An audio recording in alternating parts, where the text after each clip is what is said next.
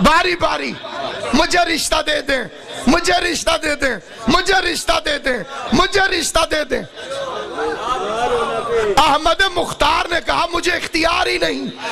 کائنات کے ہر باپ کو اپنی بیٹی پر اختیار ہے، اور جس پر احمد مختار کو باپ ہو کے اختیار نہ ہو، شریعت کی زبان میں اسے زہرا کہتے ہیں۔ ہر باپ کو جو اختیار ہے،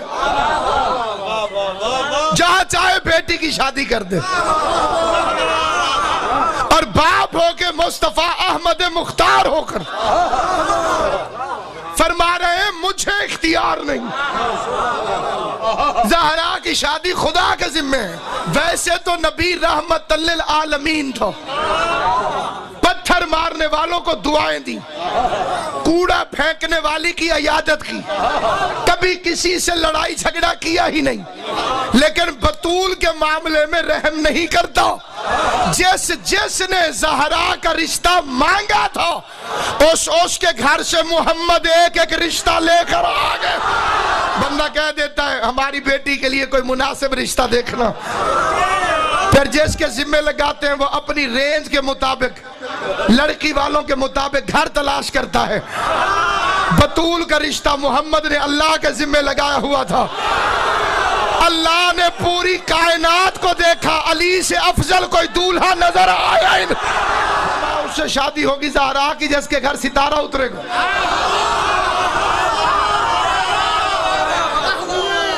منحوس ستارے گھروں کو سجا کے کھڑے ہو گئے۔ پروردگار عالم نے اجرام فلکی کا اجلاس طلب کیا۔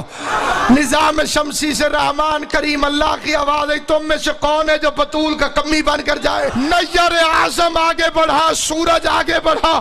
سورج کی آواز آئی، میں فصلیں پکاتا ہوں، میں نمازوں کے اوقات کا معین کرتا ہوں، میں روزوں کے کھلنے کے لیے رکھنے کے لیے کام آتا ہوں، شریعت میں میری بڑی اہمیت ہے، تو نے مجھے سورج بنایا ہے، میری وجہ سے اندھیروں میں روشنی ہو جاتی ہے، میری وجہ سے اندھیروں میں روشنی ہو جاتی ہے، میری وجہ سے اندھیروں میں روشنی ہو جاتی ہے، میرے طلوع کا لوگ انتظار کرتے ہیں، میرے غروب ہونے سے روشنیاں ختم ہو جاتی ہیں، مہربانی کر زہرا کا کمی بنا کے مجھے بھیج۔ آواز قدرت ہے، سورج آگے سے ہٹ جاؤ، تیرے مزاج میں شوخی ہے، وہ گھر شوخی والوں کو پسند۔ سورج ہٹا، چاند آگے بڑھا، اس نے کہا معبود میں سورج کا قائم مقام ہوں، سورج نہ ہو تو اندھیروں میں میری چاندنی روشنی پھیلاتی ہے، میں مریضوں کی شفا، میں راتوں کی چاندنی، میں راتوں کی ٹھنڈک۔ روزے بے شک کھلتے اور رکھتے سورج کی وجہ سے ہیں، لیکن مہینے کا تعین میں کرتا ہوں۔ عزت عطا کر میں بطول کا کمی بن کے جاؤں، آواز آئی تجھ پہ داغ ہے، وہ گھر پہ داغ۔ کتب جنوبی پہ امید پر بیم لگا کر زہرا ستارہ اپنے تالے کو آزمانے کے لیے آگے بڑھا۔ آواز قدرت آئی، تیری انکساری پسند آئی ہے، وہ زہرا ہے، تو زہرا ہے۔ ایک مقصر مولوی نے کہا یہ ذاکروں کی بنائی کہانی ہے کہ اتنا بڑا ستارہ بطول کے دروازے پر آ گیا۔ اس نے کہا اب تو یہ پڑھے لکھے بچے بھی جانتے ہیں کہ سائنس نے ثابت کر دیا ہے کہ یہ نظر چھوٹے چھوٹے آتے ہیں، اصل میں یہ بہت بڑے۔